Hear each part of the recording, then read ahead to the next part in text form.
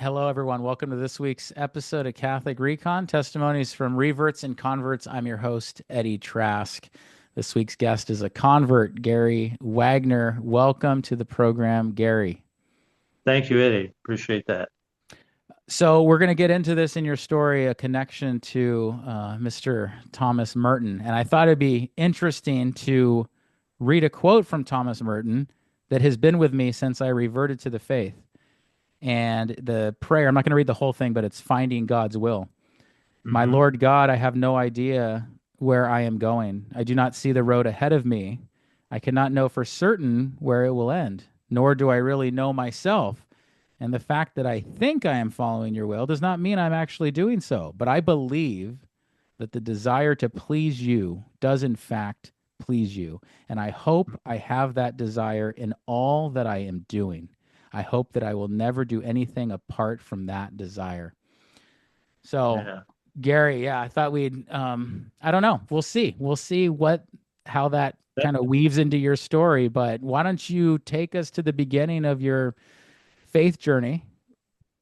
How far did you want me to go Well, back? Gary, I think one thing that's helpful for the majority of people Mhm. is to, if you have any experience in your early years with the sacraments of any kind, I don't remember exactly the denomination you were raised in, but if there's any tie to the sacraments or Bible, how much did the Bible mean to you? How devout was religion? How was your family life as it relates to religion? Actually, I was adopted at age 2. In fact, I had a different name until I was age 2. And I jokingly say I got, I bought, was bought on, I was bought on a blue light special and came. But anyway, adopted by a farm family in Southwest Ohio, in Eaton, Ohio, which is about 20 miles west of Dayton.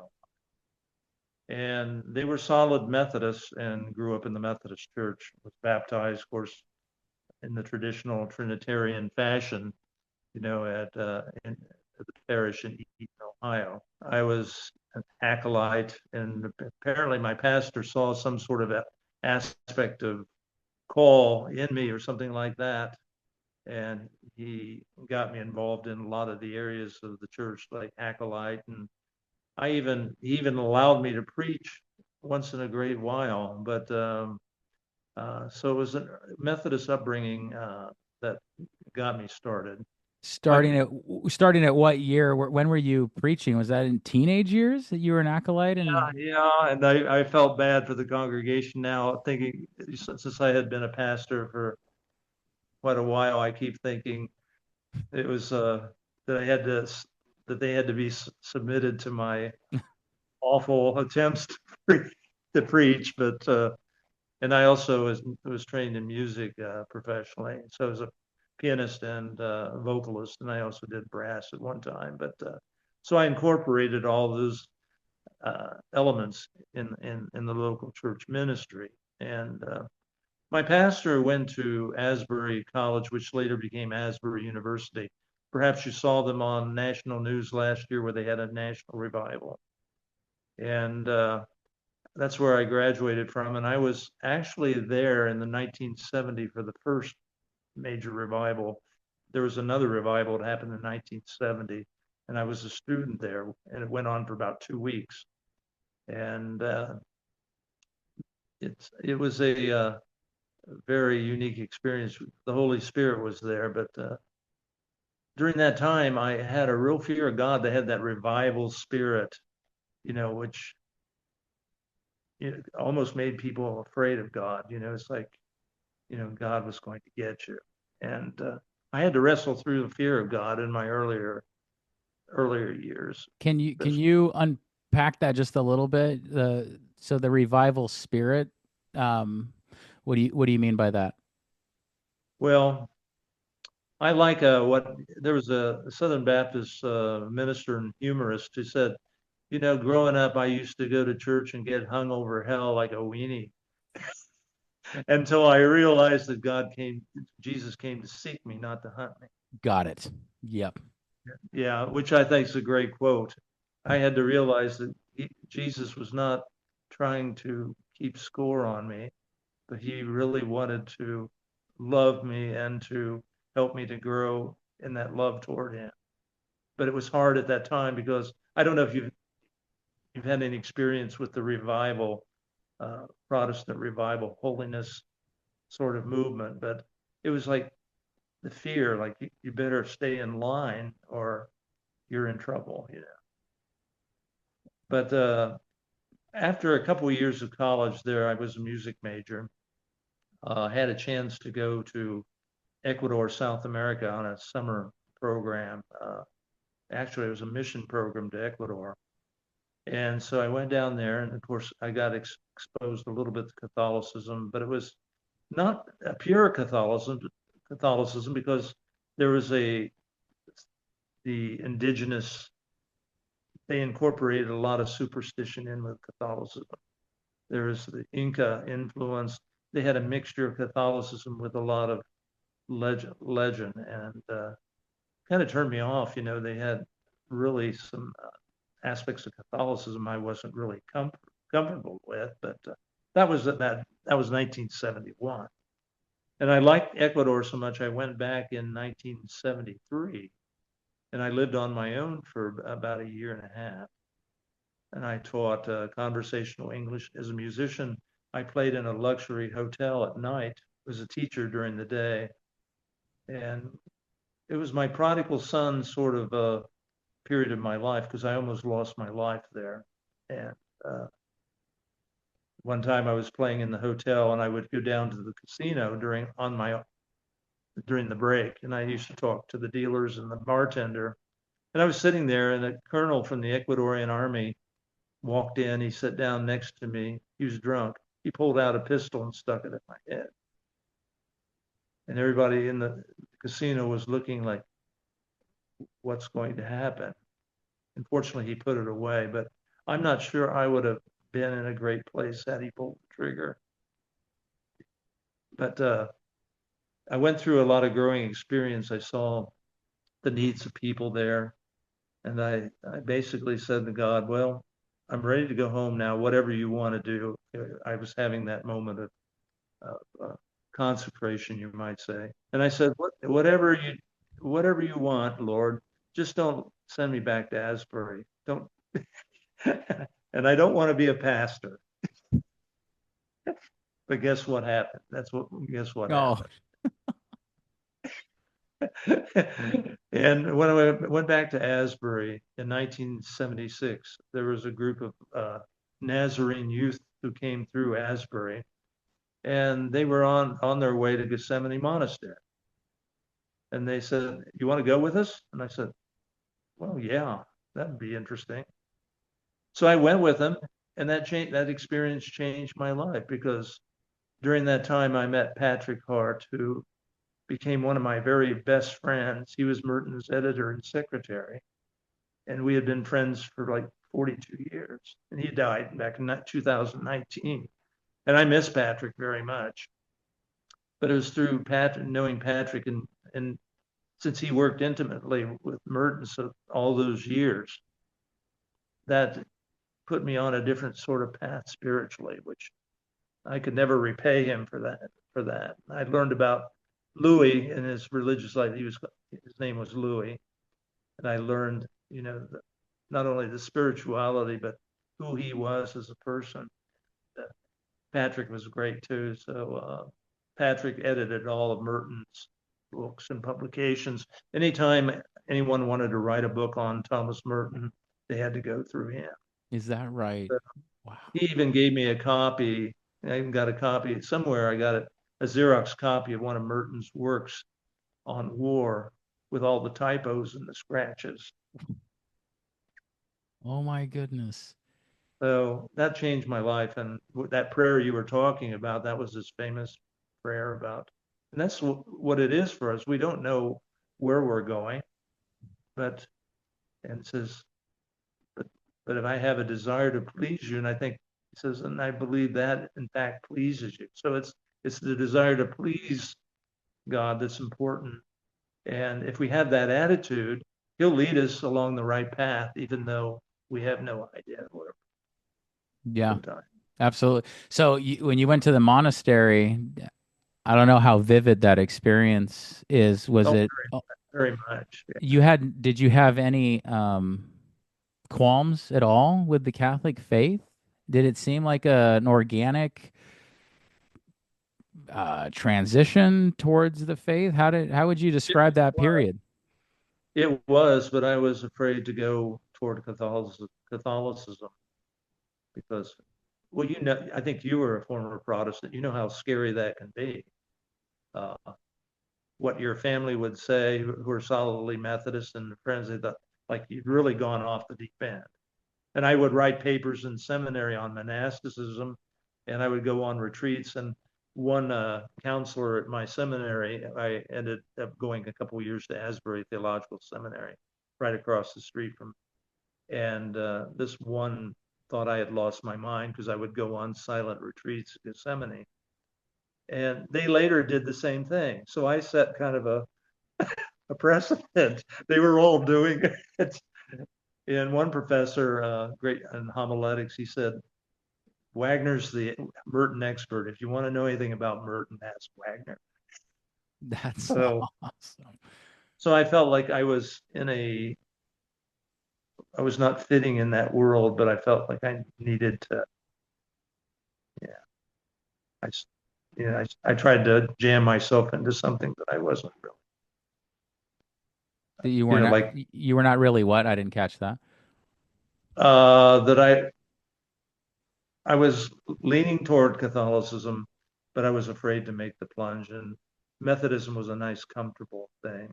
And I think Uh I compromised a little bit too much sure. Well, how on long the was faith. that period? How long was that period of compromise and Well, finally, I made the plunge in 80, about 87, 88. I was serving Methodist parish in West Virginia, in fact, 6 churches. And I had a friend who was an Irish priest, great Father Larry Wren. He was the typical Irish priest, and I used to help him different times with music when I had time. And I would go to mass, and he said, Gary, you've taken RCIA twice now. Are you ready to join the church? He says, how about tomorrow at mass? wow. And so he took me out to Holiday Inn. We had a steak, and the next day he brought me up in front and said, welcome to the church. Oh my goodness.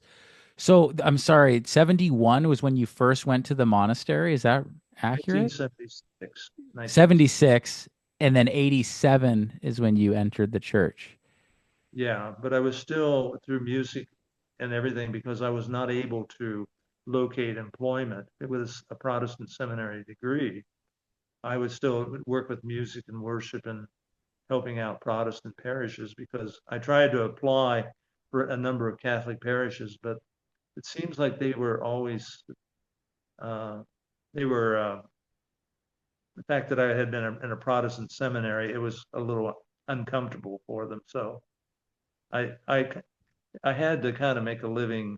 So I continue to help in music and a lot of different things and worship ministry in some Protestant churches through the years. But I would And all sneak off to the Catholic Church for mass. So did people know and when now, you say sneak off, did they know that you were no, I finally left you know, left that aspect.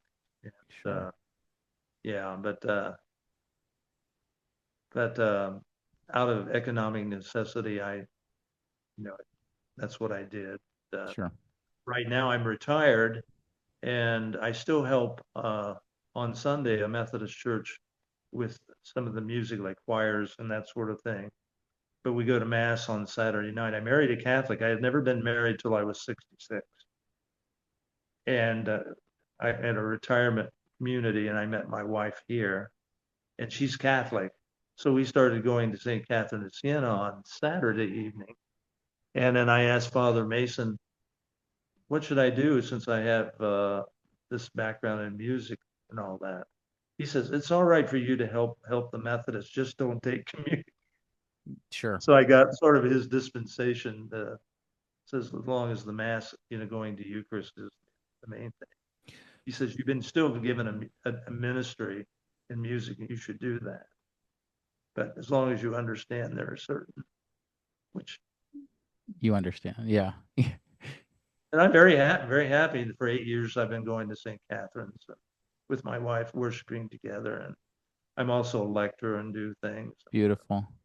And some of the people say, we really enjoy your readings. And I said, well, I had a little experience as a former Protestant. Just a little bit over those years. So, Gary, I Yeah. wanted to ask you in 70, 76 and 77 and 78, at what point did you know that the Catholic Church was truth? When, yeah, at what point did you recognize that? And then did you just kind of push it aside all Pushed it those? aside. I knew it was coming, but I finally kind of came to that realization. In fact, I had all these friends in religious life from Trappists, Franciscans, Passionists, Precious Blood. I talked to them, talked to the religious communities, but I didn't think that was the way that I Mm. needed to. And the funny thing is that I ended up marrying a Catholic, and so that's the reason I learned, because God has a way of drawing straight with crooked lines. Oh, Really. that's right. Absolutely. So what, So if you can go back to those early years in the monastery, what was it that what was so attractive? What did you study certain aspects of the faith and then you recognize this is all true? Was it the witness of the brothers at the the monastery? biggest What? the biggest thing was Mary, as you know, for Protestants, is Mary and all the aspect of Mary and Sure. papacy and all that. And I finally got to the point where I just said, I don't understand it all, but okay, Mary, I'm willing you to show me. She did, and now I have a devotion to her, and it's just plain as day. Where I had to finally make that decision. So I don't understand it, but I need to go out in faith, and it made perfect sense. When, in fact, I wear the scapular of Our Lady of Mount Carmel. So sometimes you have to just jump in with both feet and say, I don't understand it all, but I feel I'm being led in this direction. So I have to just uh, make that make that move out of trust. Did you have other experiences with Catholics aside from what you saw in Ecuador? Had you had other, did you have friends, anyone that may have, I suppose, planted seeds to Oh prepare yes, you? I had all these friends who were priests and sisters, religious through the years, and great people like several Franciscans. And, in fact, one priest friend, he died in '86, but he was a professor at a Catholic college in Kentucky. He says, my dream is that you'll become a priest. And he was such a brilliant man. He taught at a university in Australia, and he read 3 to 5 books a day. His mind was so massive, but he became sort of a mentor spiritually, in some of my reading, devotional reading. Then I had a friend, Father Dan Armstrong in Newcastle, Indiana, close to where I was serving at one time, and we would go to dinner all the time. I had all these great priest friends, and they kept prodding me along the way, to make the yeah, make the plunge, I say. And the funny thing, in 1981, it was 1981. I used to go to St. Catherine's College down in Kentucky. I was fairly close to the monastery, and I knew some of the sisters. They were Dominicans, and the president of the college, we were eating lunch one time, said, would you like to teach here? Like teach religion? And I said, oh, I have a commitment. I told I would take this church in Indiana, which was a very hard church, it turned out to be. But I wondered what would have happened if I had said yes. I wanted to, but I felt I had that commitment to take on this other parish at that time. But how my life would have been if I said, we're actually it. So you look back and just say, woulda, coulda, or I Oh just yeah. said, forgive me, Lord, I might have made a mistake along the way, but Well, talk about connecting to Thomas Merton's quote. There it is, right there. You know. yeah, yeah. But I just, like I said, I think more Protestants are becoming uh, enamored with Merton, Thomas Merton, Yeah. have been for years. And Patrick used to tell me all the funny stories. He was a very humorous sort of person, like the time Louis was driving a truck and ran into a haystack driving a truck because he was thinking about something else while he was doing it. He would always be thinking about two or three things at a time, and he drove a truck into a haystack. And one night he was yelling, running across the meadow, yelling, "Mary, I love you." So you hear the humorous stories, and he was a human being. He fell in love with a nurse from Louisville when he had back surgery in Louisville, and he fell in love with later he called M, and her name was Margie, and she actually came to his funeral when he uh, And passed away. didn't he unexpectedly pass? If I Yeah, and yeah, he died in the Orient in Thailand, okay, and he was speaking for a conference on monasticism. And he went back to his room and they found him with a fan pulled over. He was in the tub. He had electrocution. that's right. And the thing of it is that there are people who think that since he had a tie to activism and he was against military involvement and he was very much a pacifist. Yeah. Somebody might have done him in because he was such a spokesperson witness for that. And the strange thing is, being a pacifist, he was still brought back to the U.S. in a military coffin by a military transport plane, which I Is think is that very. He's what? the only monk buried in a military coffin. Yeah, Yeah. have been uh, assassinated because of his uh, anti-government he was very much a lover of peace. And Yeah. a lot of people were not really comfortable with that. But he also is the other humorous things. He would get upset at the monastery when they started making cheese. To raise money for their community, they would make cheese. And there was one caption, I forget how it went. He says, "No, there goes the whistle. Everybody back into the bomb shelter and pack cheese." They would make cheese and rum-filled fruit cake. They're like Jim Beam in it. And there were times when I was on retreat for the rush for Christmas and all that. They got me in there packing cheese and fruit cake with the monks. No kidding. Oh my goodness. Now, did you say this was Trappist? Is that what? Yeah, Yep. yeah, Gethsemane in Kentucky. Yep, that's right. Um, I want you to go back to Brother Patrick. So you had a friendship for, I think you said 42 years. 1976 to about 2017. Okay. So that's a How long. you were speaking about it, but can you get back to how instrumental it was to have that mentorship, I suppose, during all your, I mean, so many years of you being cat.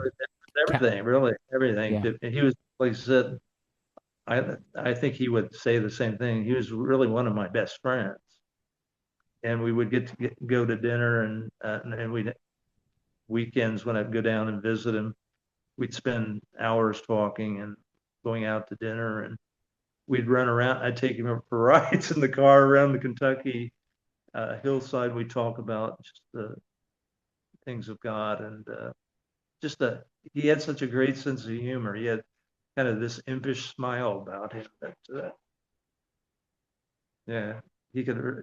I have one picture of him. We were sitting at the retreat. There's a place where couples can stay while visiting the monastery up on the hill. And I have a picture of him in his sunglasses holding a Pepsi can up to the camera in a toast. Oh, during a toast, you said? he was toasting, the Oh, picture with a Pepsi can in his, but it's just great. He was just great.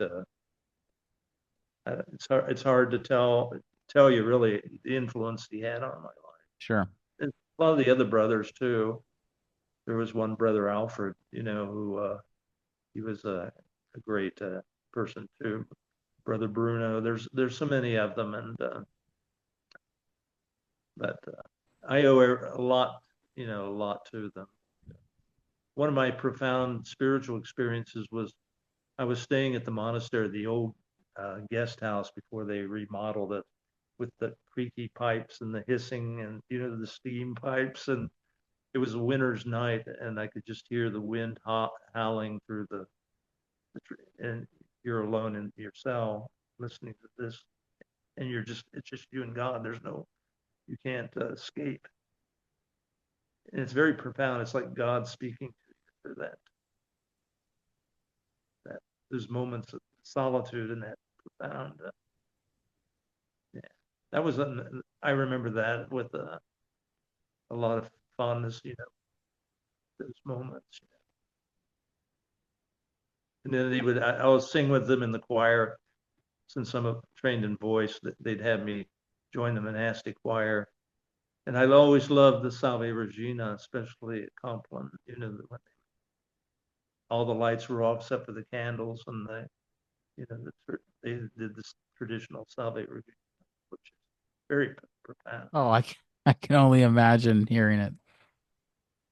And actually singing with them, and that, of course, when you're leaving to go to your cell, the abbot blesses everyone with the holy water as they pass through no noise, just the wrestle, the cowl, the monks, the rope. You hear the swooshing as they're moving down that's the only sound you really hear. Yeah. It's amazing. The sounds and the smells, the incense, everything, it just, really speaks to your senses. Absolutely.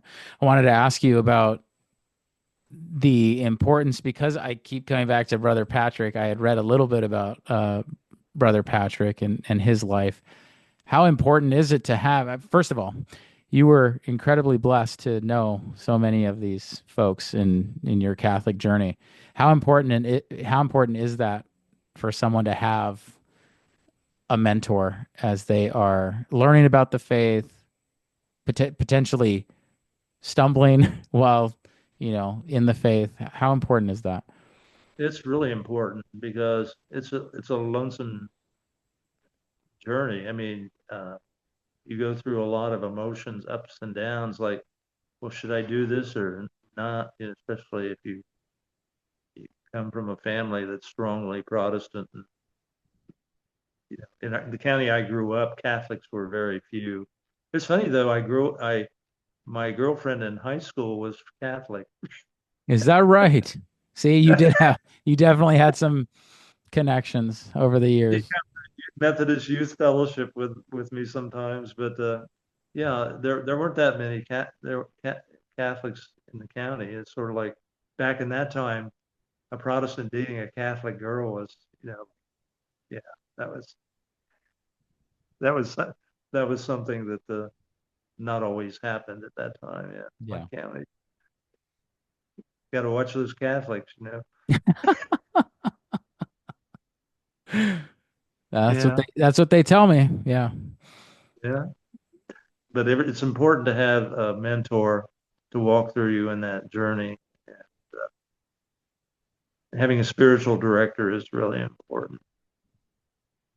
I actually went to the local priest at that time, and you remember when The Exorcist came out? I started talking to him about who are these guys, the Jesuits? That I didn't, and it turned out his friend apparently had been involved in that incident. I guess it No. was based on a True real story. Yeah. it was a Lutheran family, but the Lutheran says we don't know how to deal with this, so they sent him to the Catholics. And apparently, his friend, who was a priest who was involved in the exorcism of that case. So I thought that was kind of interesting that I would run into someone who knew someone connected with the actual No kidding. case the movie was based on. Yeah. So, as you can see, I've had a lot of different experiences along the way. I'm thankful for that. Yeah. Yeah, no kidding. Now, do you have an opportunity ever to discuss this with fellow parishioners or OCIA students? Does that ever come up? Kind of your specific journey and the 11 years or so between recognizing the faith and converting? I haven't really had a chance to talk to much to Father Mason about that. I would love to be able to share more with people who are seeking whether to enter the Catholic Church, but maybe as situations develop, maybe there'll be other opportunities for me that will develop that I could do that. No, I just ask that because I could see you as someone that would be a great encouragement to people that are discerning the faith. Yeah, That's I get that sense very, very strongly, like an accompaniment that a lot of people need because a lot are being drawn to the church and we can celebrate that. But they're back to my comment about mentorship, that is very much needed because a lot of yeah, times people are leaving or they feel like they're leaving their family in order to join the church. And what do you need if you feel that way? Yeah, you could say, well, it's a lonely road and buckle up, but you could also say, you need someone to accompany you and yeah, have more of that community as people are coming into the church so that they don't feel isolated and that I think they'd probably be even more equipped to start mhm. serving at their local parish. Yeah. You have to have someone to walk with you on the journey. Or a lot of times people won't do it unless they have that encouragement or that Yeah, counsel. yeah, yeah. Now it is true the sponsors help a great deal. Don't get me wrong. Um, but it would be cool to have a community of additional support because again, I've heard many stories where someone says, I just gave up everything and now I feel very alone and I'm not quite sure what to do with that. Well, that's why I kind of, I don't know if you call it cheated, but I had to, as a musician, fortunately, I had that training that I could work for parishes and in the music aspect and music and worship. And I was able to ply my trade, in not only in the church, but the secular realm too. I used to be a different staff musician at one time for the Grand Hotel in Mackinac Island in Michigan. No kidding. Remember the movie Somewhere in Time with Christopher Reeve and Jane Seymour? Yeah, I used to play there, and then I played for the Greenbrier Hotel in West Virginia, which is a five-star hotel. So fortunately, I had a little bit of a that I was able to work while growing deeper in my faith, and that's what, Yeah. yeah. What, as it relates to the faith, what is kind of a go-to devotion? I like to read, follow the missal, like the lessons of the day. I have several applications, like Ascension. There's where it gives the lessons for the day, and I try to follow that every day. And I also had a workshop with Carol Riley. She used to be the former director of formative spirituality at Duquesne Mm. University in Pittsburgh. And I had a workshop with her on music and spiritual imagery. So I use music in regard to meditation and contemplation. And in retreats that I would help out, I would do piano and create a thing and try to lead people through a guided meditation. Say the last part of that again. You cut out right there. Oh, okay, sorry. That I would usually give a guided meditation. I would set the scene. Like one of my favorite one is using music from. You remember Chariots of Fire? Remember that movie, Yep. Chariots of Fire?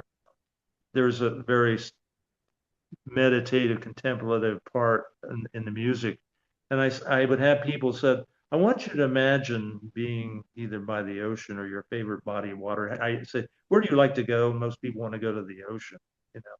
And I try to set the scene, what that's like, the rays of sunshine coming through the clouds, the waves lapping against the shore, the sea air. And as you're sitting there, you notice somebody walking toward you and you notice his features. And the closer he comes, you realize it's Jesus. And he's coming to meet you and wants you to take a walk with him and have a talk with him. And as I play, I want you to walk with him down the beach. And what does he have to say to you? And what do you have to say to him?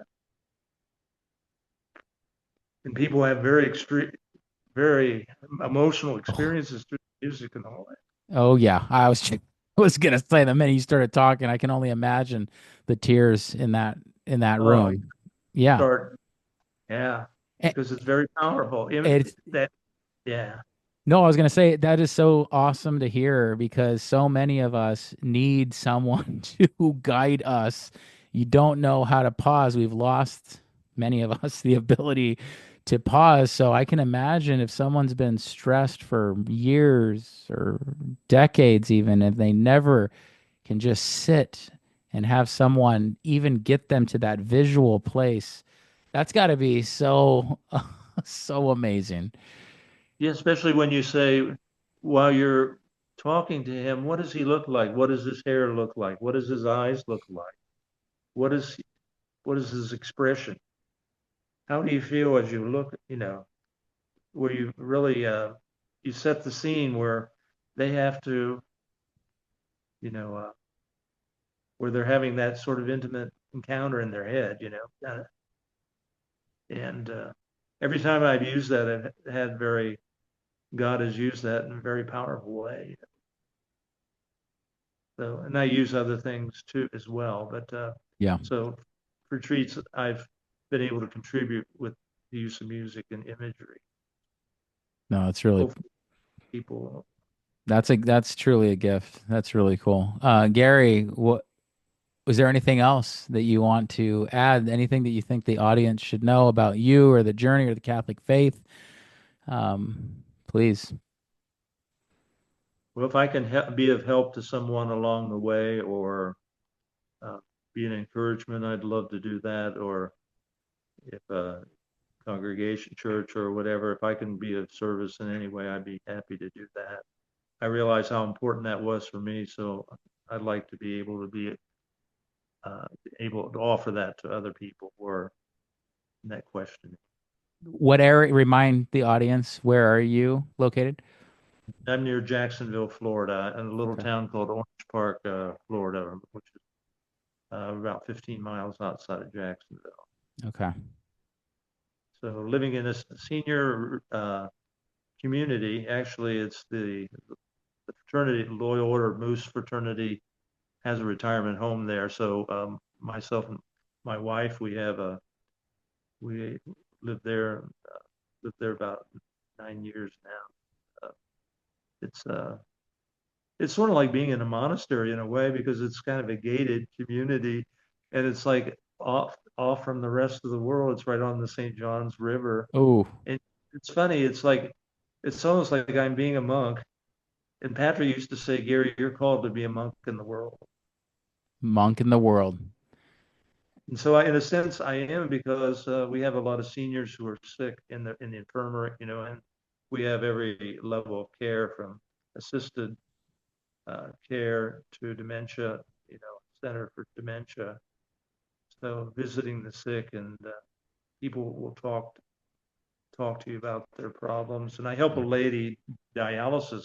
She's a retired nurse. She trained me as a technician. I've been working with her 2.5 years, helping her do dialysis. So that talk about serving. Uh, it's not something that most people would feel comfortable with. It's dialysis is very intense. So the Lord's helped me to see a lot of ways to be of, you know, serving Him. I think. Well, I want to thank you. Uh, Blessings to you. And your family. I think you have a very, I don't know how to say it. Let me think through that. A peaceful witness, just a peaceful witness and a humble witness, and I appreciate it. And as we prayed before recording, I I hope it reaches the right people and those especially that need encouragement, those that need mentorship. And yeah, thanks again for sharing Thank your story. you thank you for having. Yeah. Well, God bless you. And everyone, please share this episode. Please. Until next time, Thank take care and God bless. Bye.